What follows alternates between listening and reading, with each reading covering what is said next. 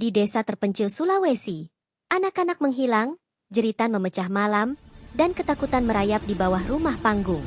Warga tak berani menyebut namanya. Namun legenda itu nyata. Nenek Pakande bukan sekadar cerita.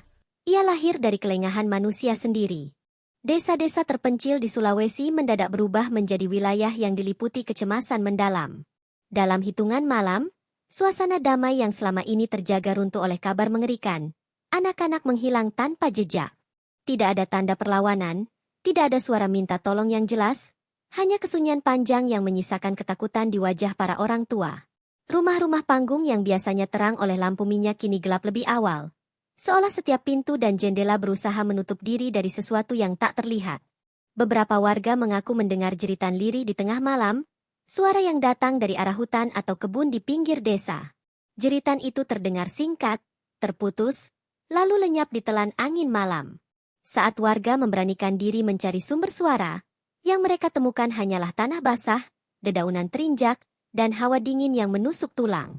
Tidak satu pun jejak manusia ditemukan, seolah korban menghilang bersama kegelapan. Kepanikan mulai menyebar cepat. Orang tua melarang anak-anak keluar rumah bahkan saat matahari masih tinggi. Aktivitas bermain di halaman dan sawah berhenti total. Setiap anak dipeluk lebih erat, dijaga lebih dekat, karena rasa takut telah berubah menjadi kewaspadaan ekstrim. Desa yang biasanya ramai oleh tawa kini hanya dipenuhi bisik-bisik dan tatapan waspada yang terus mengarah ke jalan setapak dan hutan lebat di sekeliling pemukiman. Di tengah kegelisahan itu, satu nama mulai terdengar dari mulut ke mulut. Nama yang tidak pernah disebut dengan suara lantang, hanya dilafalkan pelan seolah takut mengundang malapetaka. Nenek Pakande. Nama ini bukan asing bagi para tetua desa, tetapi telah lama dianggap sebagai cerita pengantar tidur yang tak lebih dari dongeng menakutkan. Kini, nama itu kembali hidup, berdiri di antara kenyataan dan legenda. Para orang tua mulai mengaitkan hilangnya anak-anak dengan cerita lama yang diwariskan secara turun-temurun. Cerita tentang seorang perempuan tua yang tampak lemah namun menyimpan niat jahat, yang berkelana dari desa ke desa mencari mangsa. Kesamaan pola mulai disadari. Korban selalu anak-anak, selalu menghilang saat lengah, dan selalu tanpa saksi yang jelas. Kebetulan demi kebetulan itu membuat ketakutan berubah menjadi keyakinan yang mengerikan. Menjelang malam, desa seolah menahan napas. Tidak ada yang berani keluar rumah. Suara serangga dan angin malam terdengar lebih keras dari biasanya, mempertegas kesunyian yang menekan batin. Warga tahu, ini bukan sekadar kepanikan biasa. Sesuatu telah datang, sesuatu yang dulu hanya hidup dalam cerita, kini dipercaya kembali mengintai dari balik gelapnya hutan Sulawesi. Ketakutan yang sebelumnya hanya berupa bisikan kini berubah menjadi kecemasan nyata yang mencengkeram desa-desa terpencil Sulawesi. Setelah malam-malam sunyi penuh jeritan tak dikenal, warga mulai menyadari bahwa ancaman itu bukan sekadar cerita lama. Ada sesuatu yang bergerak di antara mereka, sesuatu yang perlahan menampakkan jejak. Sosok yang selama ini hanya hidup dalam dongeng pengantar tidur kini dipercaya telah kembali, menyusup ke dunia nyata. Beberapa warga mengaku melihat seorang perempuan tua berjalan tertatih di tepi desa saat senja. Penampilannya memancing iba. Tubuhnya kurus, punggungnya bungkuk, rambutnya panjang kusut memutih, dan pakaiannya compang-camping. Ia sering terlihat membawa bakul atau kain lusuh, seolah seorang nenek renta yang tersesat dan membutuhkan pertolongan. Namun setiap kemunculannya selalu diikuti perasaan tak nyaman yang sulit dijelaskan. Kesaksian demi kesaksian mulai terkumpul. Seorang ibu mengaku melihat nenek tersebut berbincang dengan anak-anak di dekat sungai sebelum salah satu dari mereka menghilang keesokan harinya. Warga lain menyebut perempuan tua itu memiliki tatapan aneh, mata yang tampak kosong, namun seolah mengamati setiap gerak dengan penuh perhitungan. Tak ada yang berani menegurnya secara langsung, seakan naluri mereka melarang untuk terlalu dekat. Nama nenek Pakande kini tak lagi sekadar legenda. Para tetua adat mulai angkat bicara, mengingat kembali kisah lama yang diwariskan leluhur mereka. Menurut cerita, nenek Pakande bukan manusia biasa. Ia adalah makhluk pemangsa yang menyamar sebagai orang tua lemah untuk menipu korbannya. Senyumnya adalah umpan, suaranya adalah jerat, dan belas kasih manusialah yang menjadi celah paling berbahaya. Yang membuat bulu kuduk warga berdiri adalah kesamaan pola dengan cerita masa lalu. Dalam kisah lama itu, nenek Pakande selalu muncul di masa-masa lengah, ketika desa sedang damai dan kewaspadaan menurun.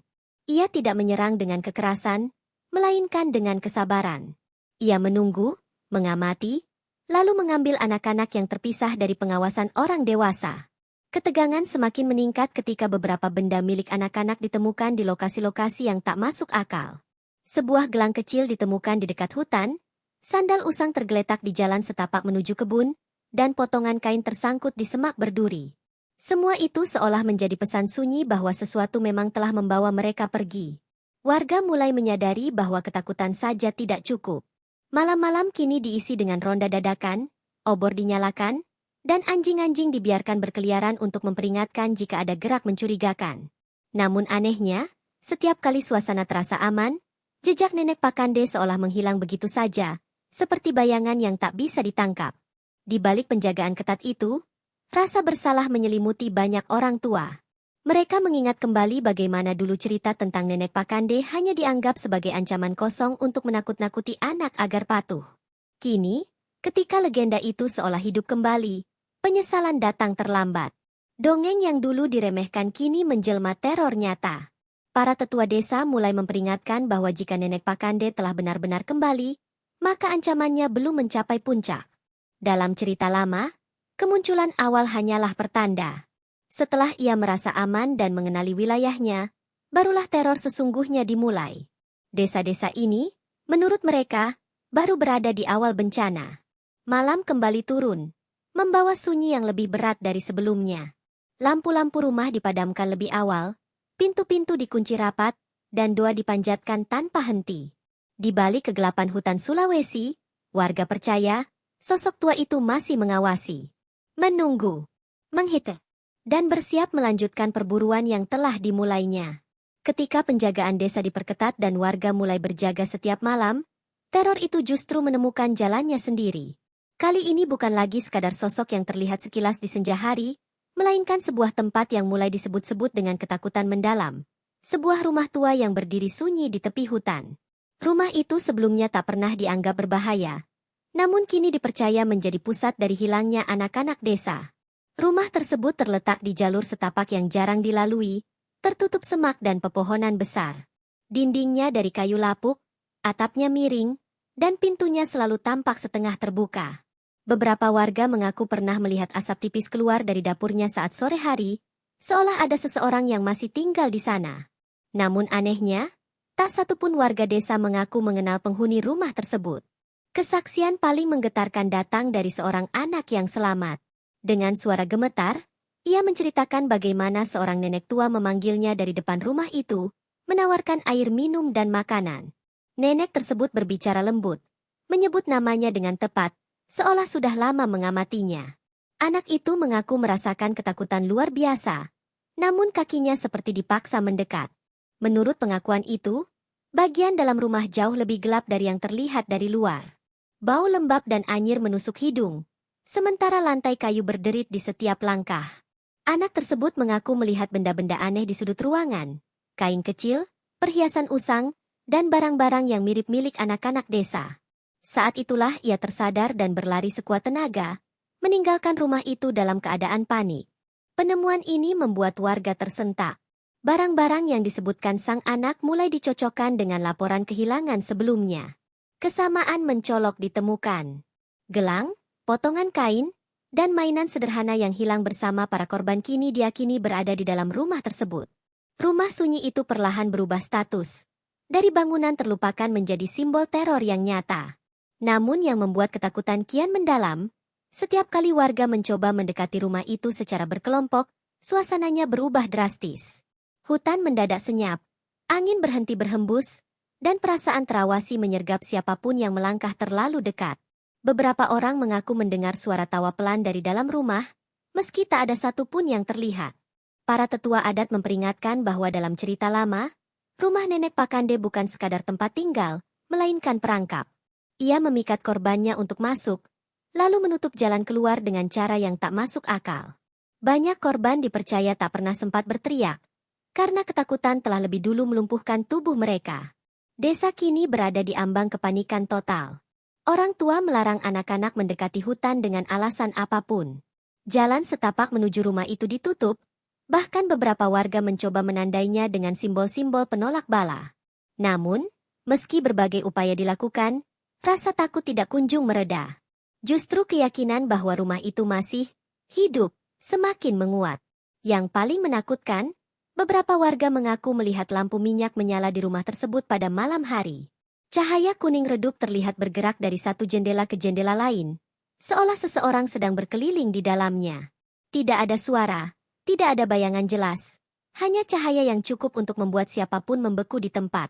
Kini warga menyadari satu hal mengerikan. Nenek Pakande tidak sekadar lewat atau mengintai. Ia telah menetap.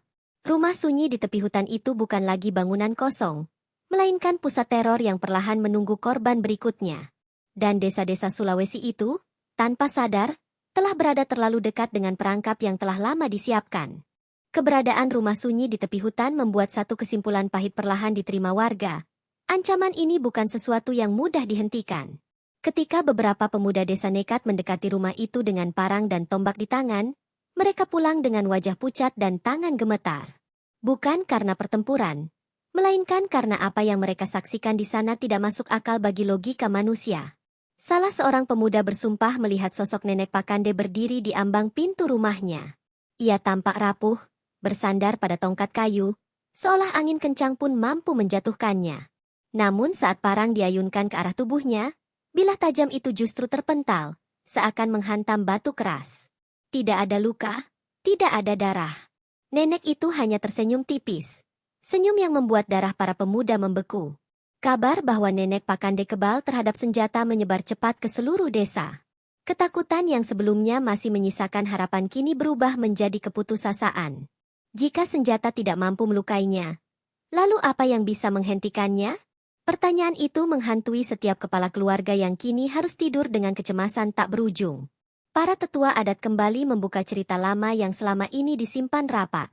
Dalam kisah leluhur, nenek Pakande disebut bukan manusia sepenuhnya. Ia digambarkan sebagai makhluk yang telah melampaui batas kemanusiaan, memakan sesamanya hingga tubuhnya berubah. Dagingnya keras, tulangnya tak mudah patah, dan rasa sakit seolah tidak lagi berarti baginya. Beberapa orang saksi bahkan mengaku melihat sesuatu yang lebih mengerikan. Saat nenek Pakande bergerak, sendi-sendinya berbunyi aneh, seperti kayu tua yang dipaksa bergeser.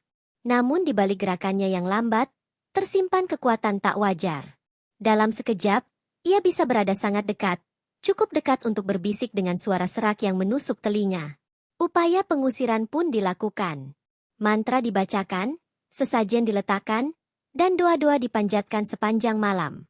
Namun setiap ritual berakhir dengan tanda-tanda yang justru memperkuat ketakutan. Api obor tiba-tiba padam, hembusan angin dingin datang tanpa sebab, dan suara langkah terdengar mengitari rumah-rumah warga, tanpa ada satupun sosok yang terlihat. Yang paling menghancurkan batin warga adalah kenyataan bahwa korban terus bertambah. Anak-anak kembali menghilang meski penjagaan semakin ketat. Ini membuat satu dugaan mengerikan muncul. Nenek Pakande tidak hanya mengandalkan kekuatan tubuhnya, tetapi juga kecerdikan yang kejam. Ia seolah memahami pola ronda, celah penjagaan, dan ketakutan manusia. Desa kini hidup dalam keadaan setengah lumpuh. Aktivitas ladang terbengkalai, pasar sepi, dan suara azan maupun doa malam terdengar lebih sering dari biasanya. Rasa aman telah runtuh sepenuhnya.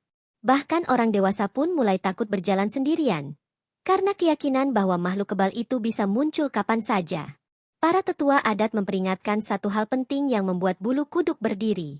Dalam cerita lama, jika nenek Pakande sudah mencapai fase kebal senjata, artinya ia telah memakan cukup banyak korban. Semakin lama ia dibiarkan, semakin kuat pula ia menjadi. Waktu, yang seharusnya menjadi sekutu manusia, justru kini berpihak pada sang pemangsa.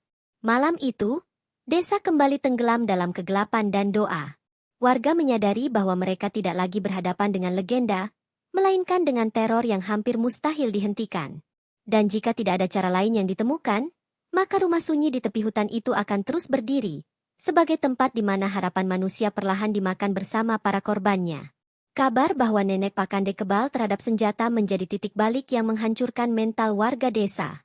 Ketakutan yang selama ini disimpan kini meledak menjadi kepanikan massal.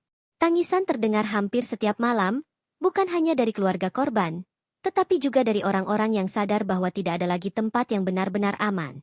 Desa-desa yang dulunya hidup dari kebersamaan kini terpecah oleh rasa takut yang tak terkendali. Beberapa keluarga memilih meninggalkan rumah mereka. Dengan barang seadanya, mereka mengungsi ke desa lain atau mendekat ke wilayah kota, berharap teror itu tidak mengikuti. Namun tidak semua bisa pergi. Banyak yang terikat oleh ladang, orang tua renta, atau keyakinan bahwa meninggalkan tanah leluhur justru akan mengundang malapetaka yang lebih besar. Desa pun terbelah antara yang melarikan diri dan yang memilih bertahan. Di tengah kekacauan itu, para tetua adat akhirnya mengambil keputusan paling berat. Perlawanan terbuka harus dilakukan.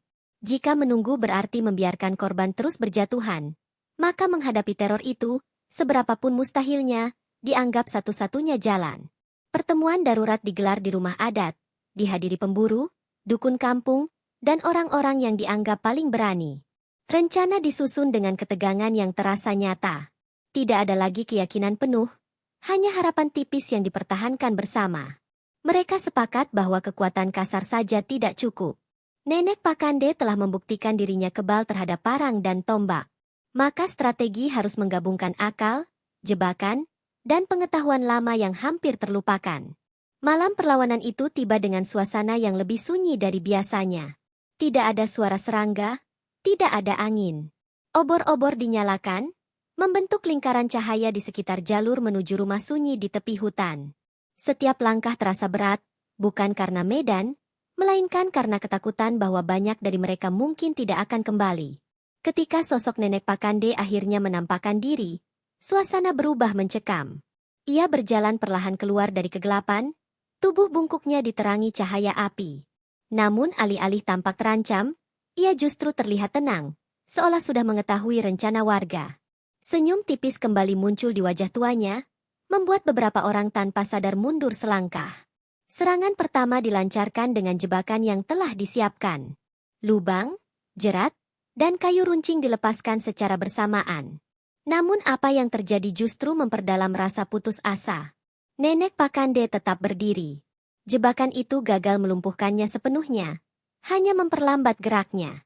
Jeritan kaget dan ketakutan pun pecah di antara barisan warga. Kekacauan tak terhindarkan. Beberapa orang melarikan diri, sebagian lain tetap bertahan meski tangan mereka gemetar. Dalam kekacauan itu, warga mulai menyadari sesuatu yang lebih mengerikan. Nenek Pakande tidak menyerang secara membabi buta. Ia memilih. Ia menatap satu persatu, seolah menentukan siapa yang paling takut, siapa yang paling lemah. Perlawanan malam itu tidak menghasilkan kemenangan, tetapi meninggalkan pelajaran pahit. Warga berhasil memaksanya mundur kembali ke arah hutan, namun dengan harga yang mahal. Luka fisik dan trauma mendalam membekas di banyak orang. Desa kembali sunyi menjelang fajar, namun kali ini bukan sunyi karena aman, melainkan sunyi karena kelelahan dan kehilangan harapan. Saat matahari terbit, satu kesadaran pahit menyelimuti desa. Mereka tidak bisa mengalahkan nenek Pakande dengan cara biasa. Perlawanan terakhir yang mereka yakini sebagai penentu justru membuka kenyataan baru yang lebih menakutkan. Teror ini belum mencapai akhirnya. Dan jika solusi sejati tidak segera ditemukan, maka kehancuran desa hanyalah soal waktu. Kegagalan perlawanan malam itu meninggalkan luka yang lebih dalam daripada sekadar cedera fisik. Desa terbangun dalam keadaan nyaris lumpuh, dengan rasa putus asa yang menggantung di udara. Namun justru dari kehancuran itulah, sebuah tekad baru perlahan muncul. Para tetua adat menyadari satu hal krusial. Jika nenek Pakande tidak bisa dikalahkan dengan kekuatan, maka satu-satunya jalan adalah memahami hakikatnya. Pertemuan kembali digelar, kali ini bukan untuk merencanakan serangan, melainkan untuk menggali ingatan paling tua yang tersisa. Seorang tetua sepuh, yang selama ini jarang berbicara, akhirnya membuka suara. Dengan nada bergetar, ia mengingat kisah yang dulu hanya dibisikkan di kalangan tertentu. Kisah tentang titik lemah nenek Pakande yang sengaja disembunyikan agar tidak disalahgunakan. Menurut cerita itu, tubuh nenek Pakande memang kebal di hampir seluruh bagian. Namun ada satu titik yang tidak pernah berubah sejak awal ia menjadi pemangsa. Titik itu bukan terletak pada kekuatan fisik, melainkan pada bagian tubuh yang selalu ia lindungi dan sembunyikan. Cerita lama menyebutkan bahwa jika titik itu tersentuh dengan cara yang tepat, maka kekebalannya akan runtuh seketika. Pengakuan ini membuat suasana berubah drastis. Harapan yang sempat padam kini kembali menyala, meski kecil dan rapuh. Namun tetua tersebut memperingatkan, mengetahui rahasia saja tidak cukup. Cara mendekati Nenek Pakande harus dilakukan dengan kecerdikan tinggi, karena ia bukan makhluk bodoh. Ia telah hidup cukup lama untuk mengenali tipu daya manusia. Warga kemudian mengingat kembali pola pergerakan Nenek Pakande. Ia selalu muncul ketika merasa aman, ketika manusia diliputi rasa takut atau belas kasihan. Ia jarang memaksa, lebih sering menunggu mangsanya datang sendiri. Dari sini, sebuah rencana berbahaya mulai disusun. Rencana yang meniru cara Nenek Pakande berburu, tetapi kali ini untuk menjebaknya. Beberapa orang dengan berat hati menawarkan diri menjadi umpan. Keputusan itu memicu perdebatan sengit, karena risikonya nyaris mustahil diterima akal sehat. Namun waktu tidak berpihak pada desa. Setiap malam berlalu tanpa tindakan berarti satu peluang lagi bagi Nenek Pakande untuk mengambil korban berikutnya. Persiapan dilakukan dengan sangat hati-hati. Tidak ada obor besar, tidak ada kerumunan mencolok. Semua harus terlihat alami, seolah desa kembali lengah. Bahkan ronda sengaja dikurangi di beberapa titik untuk menciptakan ilusi keamanan. Di balik ketenangan palsu itu, warga menahan napas, menunggu reaksi sang pemangsa. Dan benar saja, tanda-tanda kemunculan kembali mulai terlihat. Bayangan bergerak di tepi hutan, suara langkah perlahan terdengar mendekat. Nenek Pakande kembali menjalankan perburuan dengan keyakinan penuh, tanpa menyadari bahwa untuk pertama kalinya, manusia tidak hanya menunggu, mereka mengamati dengan tujuan jelas. Malam itu terasa lebih panjang dari biasanya. Setiap detik dilalui dengan ketegangan ekstrim. Ketika sosok tua itu akhirnya berada cukup dekat, warga yang bersembunyi menyadari satu hal yang menggetarkan, cerita tetua itu benar. Gerak-gerik Nenek Pakande menunjukkan bahwa ada satu bagian tubuh yang selalu ia lindungi, bahkan saat merasa paling berkuasa. Namun belum ada sorak kemenangan. Para tetua memperingatkan, mengetahui titik lemah hanyalah awal. Kesalahan sekecil apapun akan berakibat fatal. Jika rencana ini gagal, maka desa tidak akan punya kesempatan kedua. Malam itu, seluruh nasib desa bergantung pada satu rahasia yang akhirnya terungkap, dan keberanian untuk mengeksekusinya. Malam itu tidak datang seperti malam-malam sebelumnya. Udara terasa berat, seolah alam ikut menahan napas menyaksikan apa yang akan terjadi. Desa tampak lengang, terlalu lengang, sesuai rencana yang telah disusun dengan penuh risiko. Di balik rumah-rumah gelap dan semak-semak hutan, warga bersembunyi, menggenggam harapan terakhir mereka dengan tangan gemetar. Umpan bergerak perlahan menuju jalur yang biasa dilalui Nenek Pakande. Setiap langkah terasa seperti pertaruhan nyawa.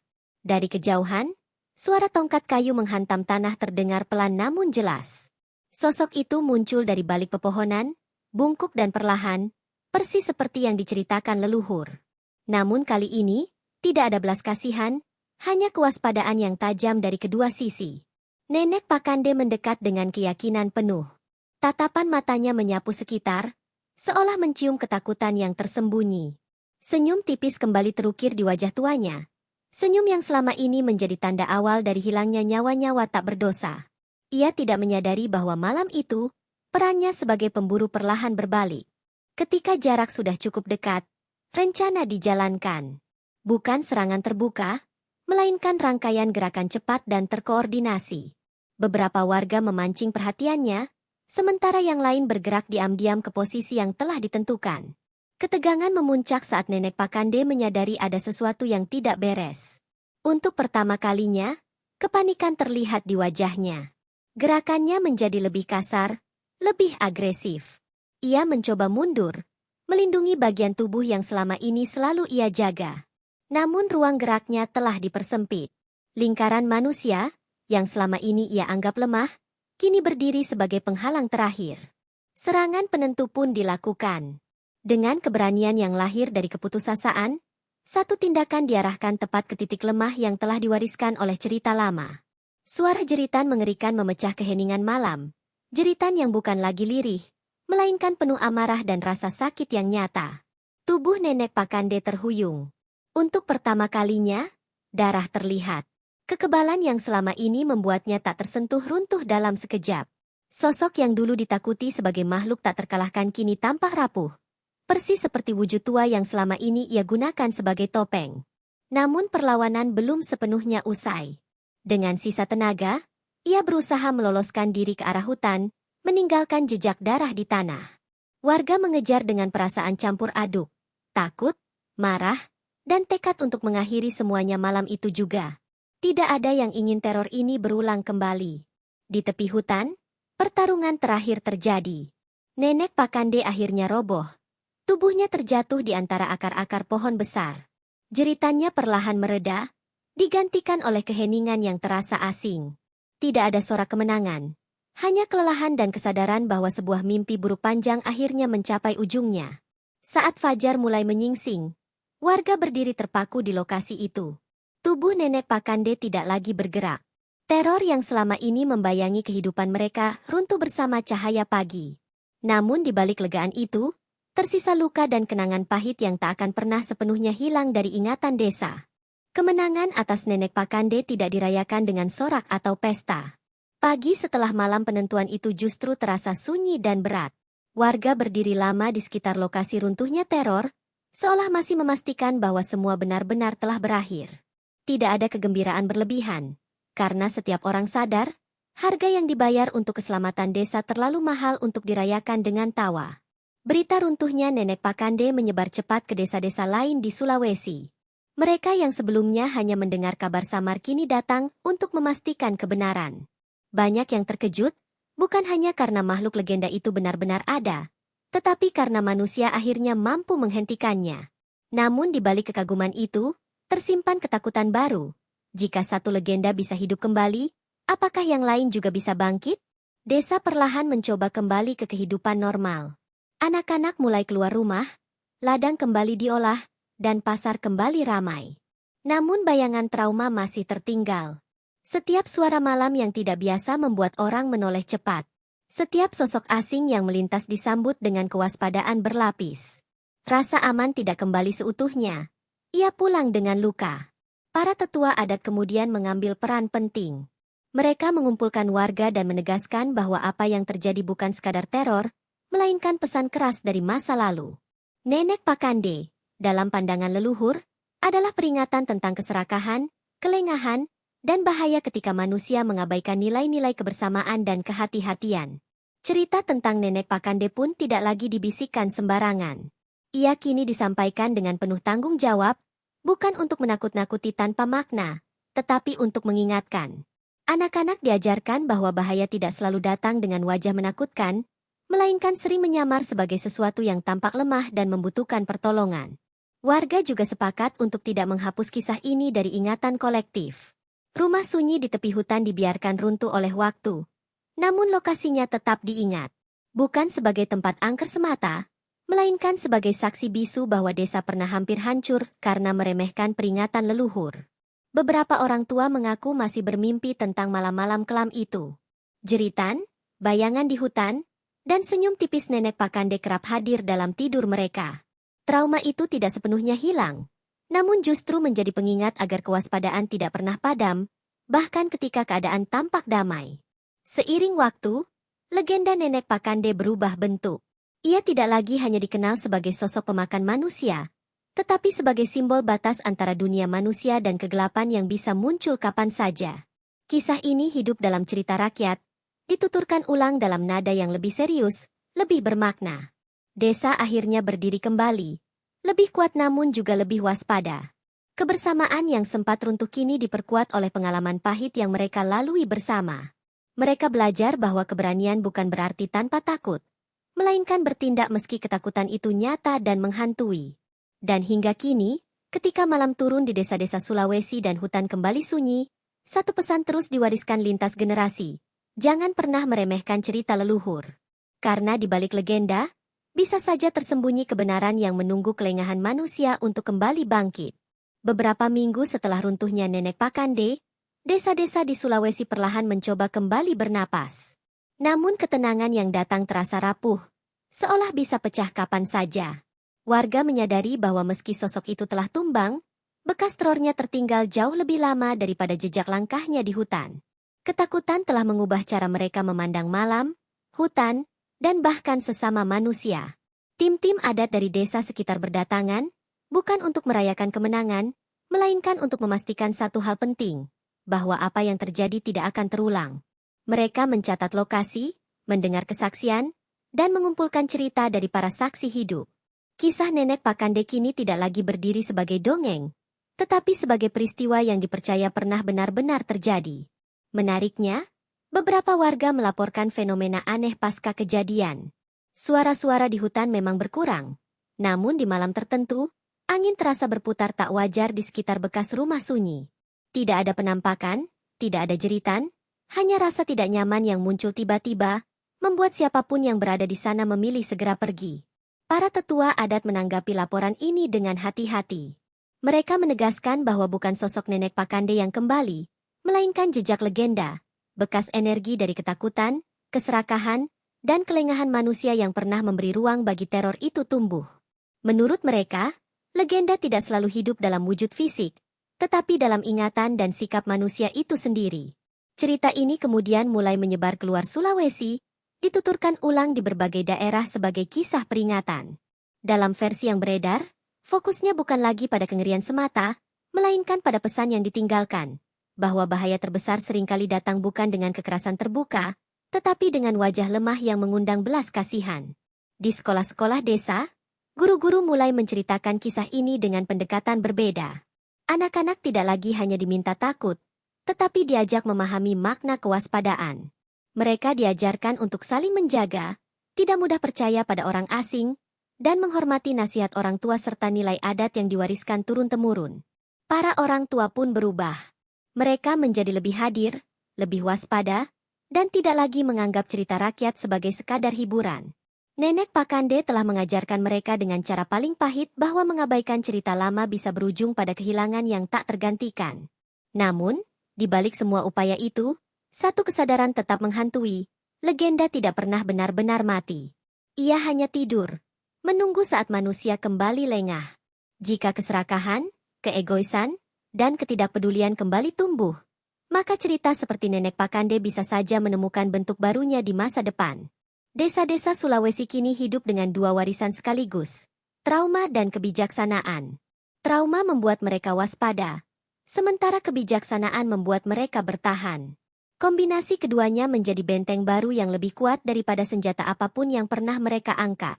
Dan hingga kini, setiap kali malam turun dan hutan kembali sunyi, warga masih mengingat satu pesan terakhir dari peristiwa itu.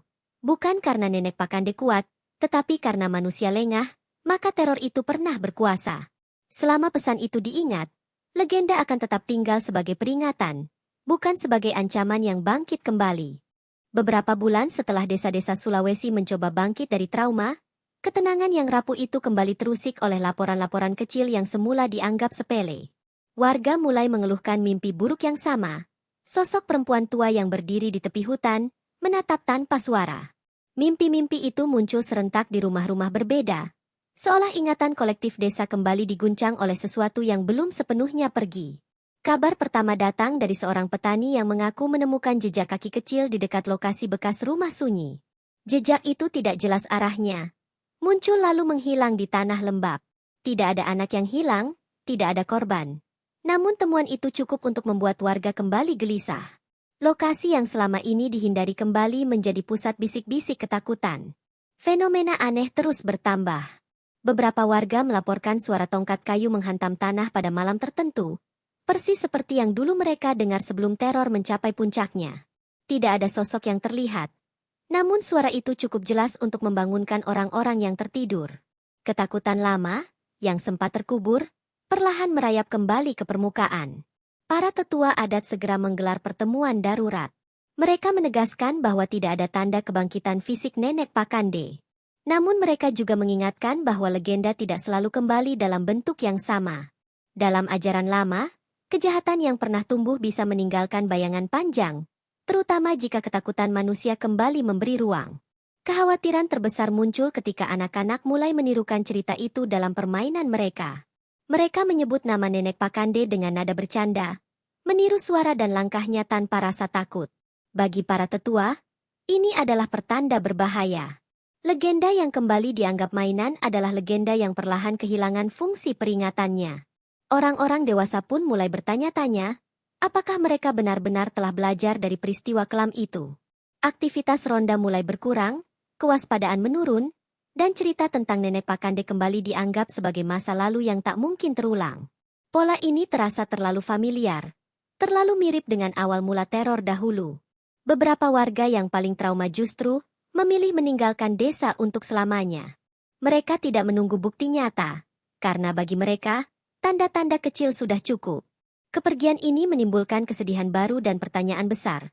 Apakah desa ini benar-benar aman, atau hanya sedang berada di jeda sebelum siklus berikutnya dimulai? Dalam laporan para tetua, satu kesimpulan mulai menguat. Yang paling berbahaya bukanlah kembalinya sosok Nenek Pakande, melainkan hilangnya rasa ingat. Ketika manusia lupa mengapa sebuah legenda lahir, maka legenda itu kehilangan maknanya dan berubah menjadi ancaman yang bisa muncul kembali dalam bentuk apapun. Malam-malam kembali terasa panjang. Tidak ada serangan, tidak ada korban, namun ketegangan itu nyata. Hutan kembali sunyi dengan cara yang mencurigakan. Warga mulai menyadari bahwa teror tidak selalu datang dengan darah dan jeritan. Kadang ia datang sebagai perasaan, sebagai bayangan, sebagai peringatan yang diabaikan. Apakah ini hanya sisa trauma yang perlahan akan hilang? Ataukah awal dari sesuatu yang baru? Satu hal yang pasti, legenda Nenek Pakande telah membuktikan bahwa ia tidak pernah benar-benar mati. Selama manusia lengah, selama peringatan leluhur dianggap remeh, bayangannya akan selalu menemukan jalan untuk kembali mengusik dari balik gelapnya hutan Sulawesi. Jika sebelumnya teror datang dari hutan dan rumah sunyi, kini ancaman itu terasa berpindah tempat. Ia tidak lagi berdiri di luar desa, melainkan merayap masuk ke pikiran manusia. Setelah tanda-tanda ganjil bermunculan, warga mulai menyadari bahwa ketakutan mereka sendiri telah berubah menjadi medan baru bagi legenda Nenek Pakande untuk bertahan hidup.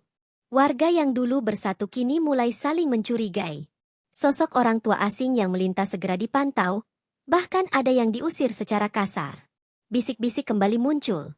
Namun kali ini bukan tentang hantu atau makhluk gaib, melainkan tentang manusia. Ketakutan telah memutar balik nilai kebersamaan yang dulu menyelamatkan desa. Beberapa kejadian kecil memicu kepanikan besar. Seorang nenek renta yang tersesat sempat dikepung warga karena gerak-geriknya dianggap mencurigakan. Tidak ada bukti, tidak ada ancaman nyata, hanya bayangan masa lalu yang memicu reaksi berlebihan. Peristiwa itu menjadi alarm keras bahwa teror telah berubah bentuk, dari pemangsa menjadi paranoia. Para tetua adat kembali angkat bicara dengan nada lebih tegas dari sebelumnya. Mereka memperingatkan bahwa legenda Nenek Pakande tidak akan pernah benar-benar menang jika manusia tetap memegang nilai kemanusiaan.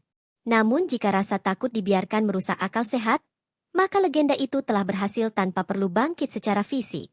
Anak-anak kembali menjadi pusat kekhawatiran.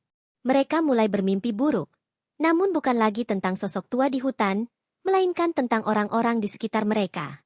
Teman, tetangga, bahkan keluarga sendiri muncul dalam mimpi sebagai ancaman.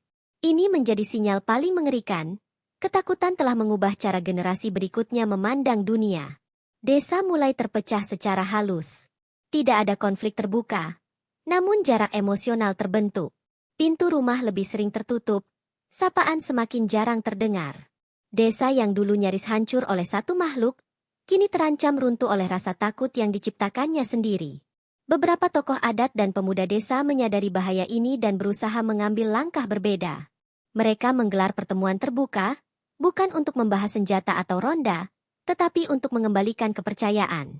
Mereka menekankan bahwa kemenangan sejati atas Nenek Pakande bukanlah kematiannya, melainkan kemampuan manusia untuk tetap waras setelah teror berlalu. Namun usaha itu tidak mudah. Setiap suara malam, setiap cerita baru dari luar desa, langsung memicu gelombang kecemasan. Legenda seolah menemukan napas baru dari setiap reaksi berlebihan.